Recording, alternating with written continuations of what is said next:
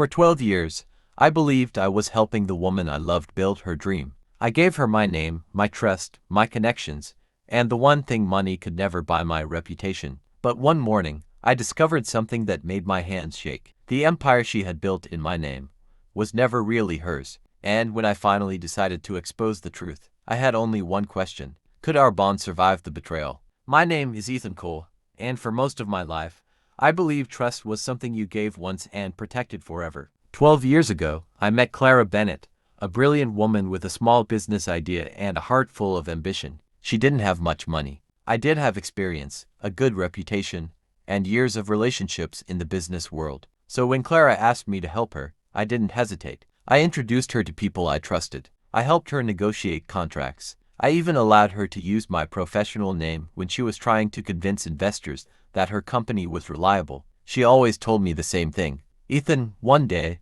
I'll make sure everyone knows you were the reason this started. I believed her. For years, I watched that little company grow. One office became three. Three became seven. Then suddenly, Clara was appearing in magazines, attending expensive business events, and standing beside people whose names I had once introduced her to. I was proud. Until one evening, I received an email that changed everything. It was from a company I'd never heard of. The message said, "We need to discuss the unauthorized use of your name in several financial agreements." I read it twice, then a third time. My stomach tightened. I started checking old documents. That was when I found something terrifying. Clara hadn't simply used my name to build credibility. She had been presenting me as a silent business partner in deals I had never approved. My reputation was attached to decisions I had never made. I called her immediately. She answered calmly, "Ethan, I can explain." I said, "Then explain why my name is on contracts I've never seen." There was silence. Then she whispered,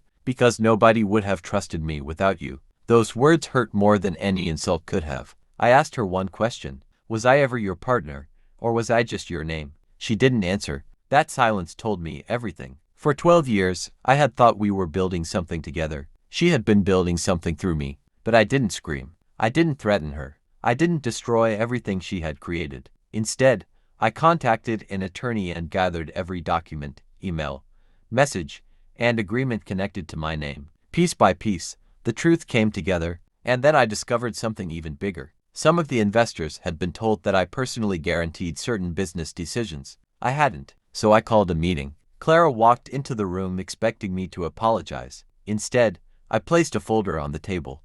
"I trusted you," I said quietly. She looked at the documents. Her confidence disappeared. "I never wanted to hurt you," I answered. "You didn't hurt me by becoming successful.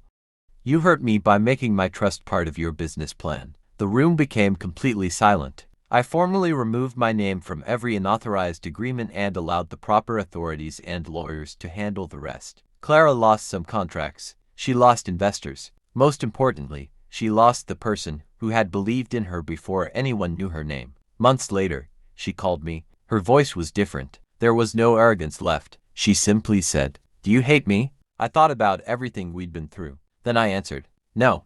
I just finally learned the difference between forgiveness and trust." I forgave her, but I never gave her my name again. Because sometimes revenge isn't destroying the person who betrayed you. Sometimes revenge is standing quietly while the truth removes the mask they spent years building. And that was the day I understood something I wish I'd known 12 years earlier. Never let someone borrow your name so long that they forget it was never theirs. Strong ending speech. Trust is precious because it cannot be bought. Money can rebuild a company. Contracts can be rewritten. Reputations can sometimes be repaired. But when someone uses your trust as a ladder to climb higher, the hardest part isn't watching them fall. It's accepting that the person you trusted was never the person you thought they were. Sometimes the strongest revenge is not revenge at all.